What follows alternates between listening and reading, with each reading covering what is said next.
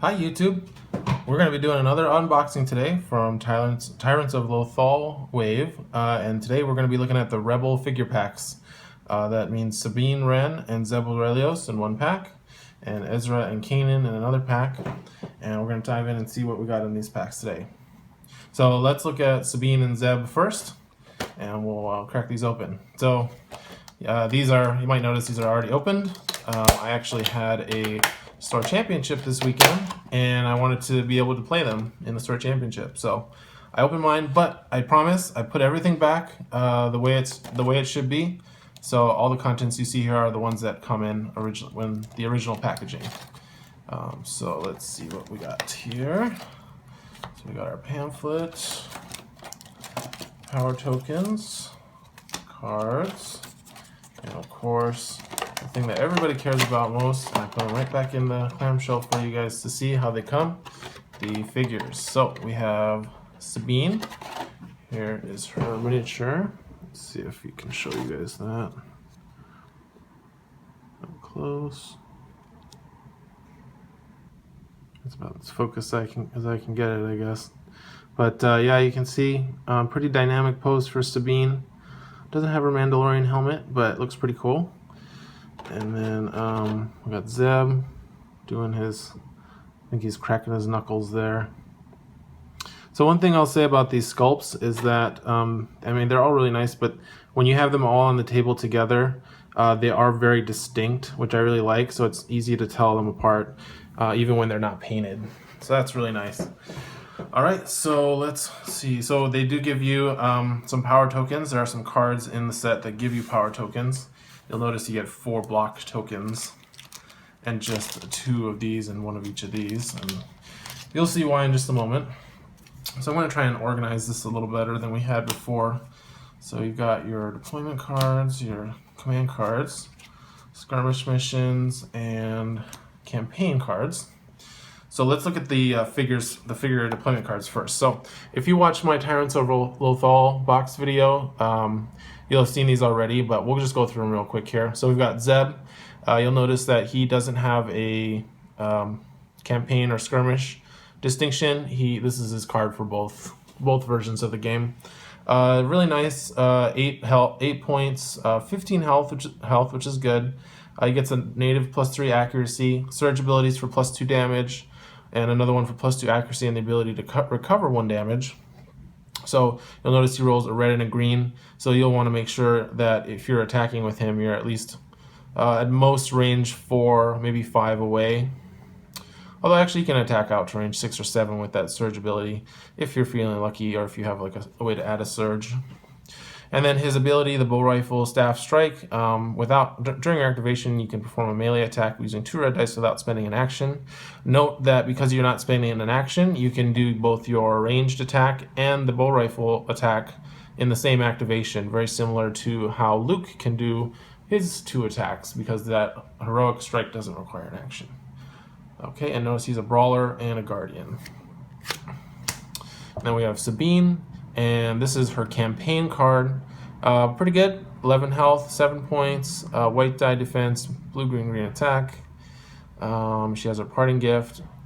And her evasive maneuver. So something to note is that I believe this is a misprint, because the campaign Sabine card in the Tyrants of Lothal box says move up to 2 spaces, then recover 2 damage. And all of the other skirmish Sabine cards say move 2 spaces. This is the only version that says move 4. So I think this might be a misprint, but I'm not sure about that. We'll have to wait and see. She's a hunter. Yeah, so that's her campaign card. Something I want to mention real quick when talking about these for campaign, and it's actually something that I missed when looking at my going through the Tyrants of Lothal content. There's actually a new rule in the Tyrants of Lothal campaign book, and I'll pull it out. I actually have it right here. For when you're deploying Spectres as allies. Let's see if I can find it in here real quick. Sorry, don't want to waste time. So anyway, when you're deploying a Spectre ally, what you do is, oh, here it is. So under expansion rules, page 4, when you're deploying an ally in the new campaign, instead of giving the Imperial player full threat equal to the points cost, you're actually going to only give them half of that threat. I believe it's rounded down, rounded up. So you'd give, the Imperial player would get 4 threat when you bring Sabine. And then what happens is, for the remainder of the points, the Imperial player gets a bunch of strain tokens equal to that much. And then during each status phase, for each strain token, they remove 1, and then they get 2 threat added. And if the ally is defeated, then all those strain tokens go away without giving any of the threat. So that's a kind of a neat fix, because normally in campaign, allies are pretty hard to bring because they give the Imperial player a lot of threat, which they usually use to immediately counteract your ally and kill it, and then you have to deal with a bunch more troops. In the new Tyrants of Lothal, it's really nice because it gives them just a little bit of extra threat, but not so much that you get overwhelmed. And if the Imperial player kills your ally really early without you getting to really get to use it, the Imperial player is only getting a half or so, a fraction of the threat they would get normally. So a little bit of a fix to how allies work, and it's a welcome addition. I actually have my own house rule for how allies work in campaign, but I'm not going to say that here. That's another video. Anyway, so let's look at her skirmish card. Again, we saw this. Notable changes are she gains the vehicle trait, she gains mobile ability over her campaign card, and she gets blast 1 on top of her surge for +1 damage. She again has evasive maneuver and parting gift. Everything else is the same. So there's just a few buffs, I think, on her campaign skirmish card over her campaign card. Okay, and then you get 1 copy of extra armor. This card is really nice. I actually think this is going to see a little more play in Imperial lists than Rebel lists in Skirmish, because having elite jet troopers with block tokens, or maybe Vader with extra block tokens, is going to be real nasty. And yeah, a combination with the Zillow technique. Notice that this is on any unit, any deployment group. You distribute the 4 block tokens amongst those. Again, figures can only have 2 power tokens each, but you can distribute like 4 across 4, or 2 on 2, or 2 on 1 and 1 on 2, however you like. And also notice that this card is not unique, so it's an elite skirmish upgrade, which means you can have up to 2 in a list. And this card only comes with the Zeb and Sabine pack, so if you want 2, you're gonna have to buy 2 of those. So just something to keep in mind. Before I move on, I just want to kind of talk about these cards in Skirmish. So we'll get rid of that. One final thing. These cards, I think, are a little bit underwhelming when they are used by themselves, or at least these 2, I should say, the 2 Spectres. However, actually, let me get back to that. We'll talk about that when we get to Kanan and Ezra. Okay, so next up, let's talk about, we've got the... So the other thing I want to talk about is we have the side mission card here, and we also get these 2 epilogue cards. And what these do is, like I mentioned in our review video, you can use this pack and add another mission to the Tyrants of Lothal mini campaign. And when you do that, after you play the mission, normally you get just a little blurb of what happens, but in order to tie it into the larger narrative of the campaign, they've included these epilogue cards that have additional story text to kind of connect the mission to the campaign better.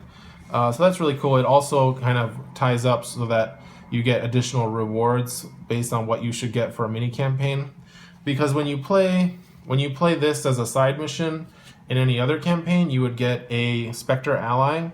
But in the Lothal campaign, you're gonna have a ton of those already. So they give you extra rewards instead of that. So that's really cool. Let's look at the campaign, or the command cards. So we've got Karabas for Zeb is his personal card. It's pretty nice. After if you use that bow strike staff, you get a little extra damage when they try to leave if they weren't defeated. I don't know if you use that over some other cards like maybe Death Blow, but okay. This card is Sabine's card, but it can actually be used by any Rebel figure. The catch is, if you use it with Sabine, you get to get it back to your hand to use it again. I used this card a lot when I played in the Store Championship this weekend, and it is very, very good, especially if you can draw it early. Just, you know, a Celebration is a card that's controversial because 4 victory points for 0 points is so good, but its use is a little narrow. This card is not narrow at all. You're definitely going to get at least 4 victory points out of this, as long as you draw it before Sabine is defeated. Basically, you use it every round with Sabine, and then once she's defeated, you just pitch it for an extra 2 victory points. I think I got 6 victory points each game I had this from just this card, from a 0-point card. Very strong. Actually, one of the few reasons that I would bring Sabine in a list without the Spectre cell upgrade, which we're going to talk about in a little bit. Okay, then we have Veteran Instincts, 1 point. Any unique figure, and you can gain 1 power token, you can gain 2 power tokens. One of them is a damage or surge, the other one is a block or evade, and of course that's why we have the power token setup we do here. Pretty good if you're using it in a list with lots of uniques or several uniques. Definitely better in Rebels, I think. They have usually more unique figures. Quite a bit better than the 2-point Prepared for Battle, just because you get more flexibility of both who you can use it with. It costs less points, and yeah, good card.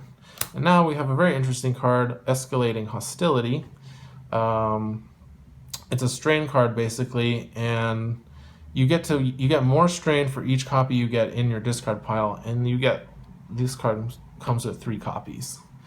Kind of a neat card. I don't know if strain is viable yet in Skirmish, but if you're interested in that kind of playstyle, you might want to think about picking this one up because it looks like a lot of fun. Okay, and then the last thing to show from this pack is the Skirmish map. So we have Deveron Garrison, and here is the map you can see. And our mission rules here. Mission A, armed salvage.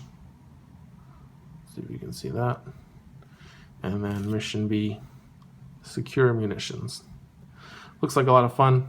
Just opening doors, moving crates. Pretty basic, but a neat twist on that kind of concept. All right, so that was, and I'm not going to show the campaign mission because I don't want to spoil anything.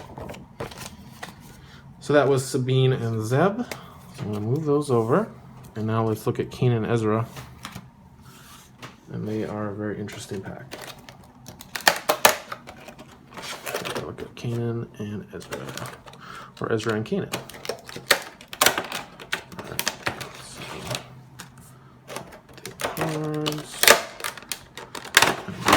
Put the figures back in the packaging. I actually want to hold them up like that. Maybe you can get a better look. It's still a little blurry. So I really like the poses they went with. Notice that Kanan has his mask. So this is blind Kanan. And Ezra's got his haircut from season 3, I believe.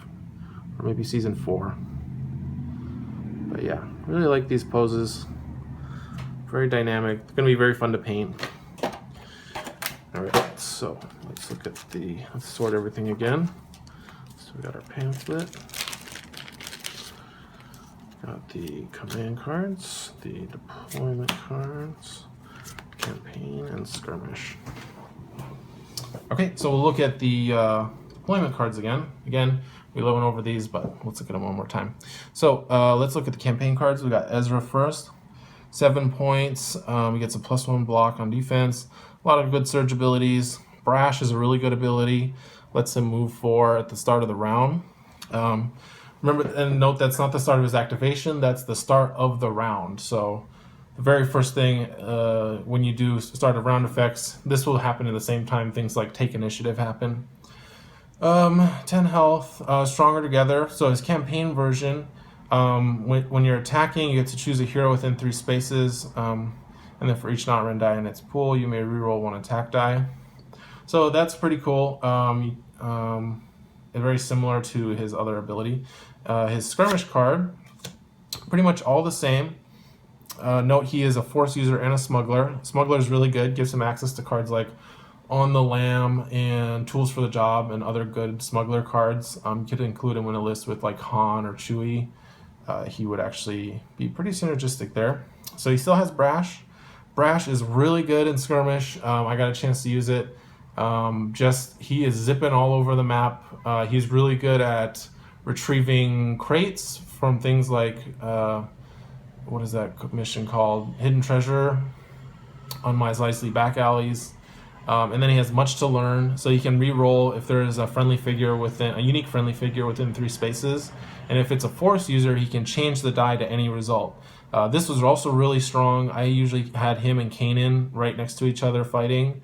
And this much to learn, Ezra with a green, yellow, yellow, he'll often roll too many surges than he needs. So being able to take a yellow that rolled a single surge and turn it into a face with 2 damage icons, really strong.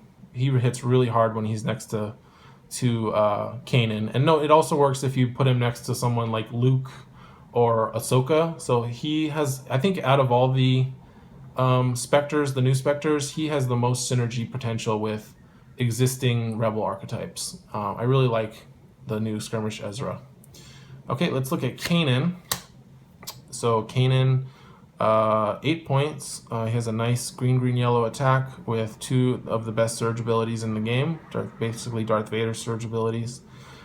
His Force Vision is really good, interesting. Basically when you activate, the Imperial player has to tell you which group they're going to activate next. In campaign, I think this usability is a little bit limited because there's not as many shenanigans you can do with chaining activations together in campaign. So it's just Kanan's going to go do his 4 movement points. And I also want to talk about that. He's a little limited by his low speed. He doesn't get Brash or any kind of vigor or any free movement points. He just kind of has to move himself 4 and hope he's within range of a bad guy. His Restu defense is nice, though. He gives a defensive bonus to friendly figures within 3 spaces, and that includes himself, so he can use this to re-roll his own die. And in campaign, it's based on whether that figure has a melee weapon or not. If it doesn't have a melee weapon, then Kanan has to suffer the damage. So yeah, pretty fun. You're going to see him a lot when you play the Tyrants of Lothal campaign. And now for his Skirmish card, pretty similar. I will say though, Force Vision was a lot better than I thought it would be in Skirmish, because there are things you can do with stuff like Strength in Numbers, and stuff like the Spectre Cell upgrade card, where Kanan is not going to be the only one attacking before your opponent has to activate the card they tell you with Force Vision. You can strengthen numbers to activate Hera after you activate Kanan and move her away from whoever's going to activate, or maybe go shoot whoever's going to activate, or the group. Like you can weaken their deployment group by removing one of their figures in a multi-figure group. So yeah, that was a lot stronger than I thought. Should note, he's a Force user and a leader, so that gives him access to some good cards. Ceresu form, pretty much the same thing, but it requires that the user be a Force user if you don't want to take a strain. Other than that, not much else to say. So let's talk about these guys in Skirmish. I kind of talked about how they would work on their own. I don't know if Kanan is actually better than Obi-Wan Kenobi in a regular list. However, once you bring them together, that is when things get really fun, because you can bring Spectre Cell. I used this card in a list at my store championship this weekend, and they are very, very strong. Yeah, this card, and by the way, we saw this in our other unboxing. This comes with the Tyrants of Lothal box, the big box, the $45 box. So you'll want to get that if you're going to run all 6 Spectres together, and that includes Sabine and Zeb, and also Hera and Chopper from a previous wave. They're very strong. I would not sleep on these guys, and I would make sure you practice against them if you were playing competitively. Okay, and then the last deployment card, Skirmish upgrade card we get in the pack is Doubt. So a lot of digital ink has been spilt over this card. I am not going to talk about its larger implications on the metagame, other than that if you like to stack focus tokens at the end of the round for onslaught on the next round, you might be for a bit of a surprise when one of your figures loses their focus. I did use this card over the weekend, and I stripped focus tokens off of several Greedos that would have probably killed me if I had not done that. So just note that this can strip any condition that includes hidden or focus and any power token, and so that could be any of the 4 power token types. Not so great against Empire, stripping off a block token from a Riot Trooper that's just going to regenerate it anyway. Not that great, but super strong against Gideon and C-3PO and Jabba that have been common in the other 2 archetypes, or factions, I should say. Do note that it also has a second ability. You can deplete the card, and that means that you just basically discard it from play. It's no longer usable when you do that. Deplete the card, and you can make a hostile figure reroll an attack die while attacking. This seems pretty innocuous by itself, but when you combine it with the command card Tough Luck, which is 1 point, you discard or you cancel the die results of a die that has been re-rolled, you can basically strip an opponent of their attack die up to the point that you could actually make the entire attack miss if it brings their accuracy lower than what they needed to make the attack. I actually used this against a Vader in the finals, where he came up and attacked Kanan and then attacked him again with a parting blow off of looking for a fight, and Kanan was able to survive. He would have otherwise taken like 15 damage by using Doubt on Raider's red die and then Tough Luck to strip it away. So this card is very strong, and it's not limited to any faction. A lot of Imperial players, I think, you're going to be wanting to pick up this Kanan and Ezra pack, so you can get your hand on this card. Very strong for Skirmish. Okay, so let's look at we're getting a little long here. Let's go over the command cards. So Kanan's command card, it basically gives you a +1 block when you're defending, and you can use it on any friendly figure within 3 spaces. Actually, you can use it on any figure. You can use it on your opponent's figures, although I don't know why you would do that. And then it adds additional blocks equal to the number of Force user command cards in your discard pile. Note that it is a base of 1, so you will always get 1 block from this, even if there's no Force user command cards. Also note that this is not a Force user command card. It does not count itself. Son of Skywalker is not a Force user command card. It has to say Force user in there specifically. It's a fine card. I don't usually have room for it, and then we have Ezra, his command card. You can use it as a copy of any Force user command card in any discard pile, ignoring faction restrictions. You can target your opponent's Force user discard piles. If they've used something like Force Lightning, you can copy that. Ezra's very flexible. I've seen talk about using this in a self-mill deck.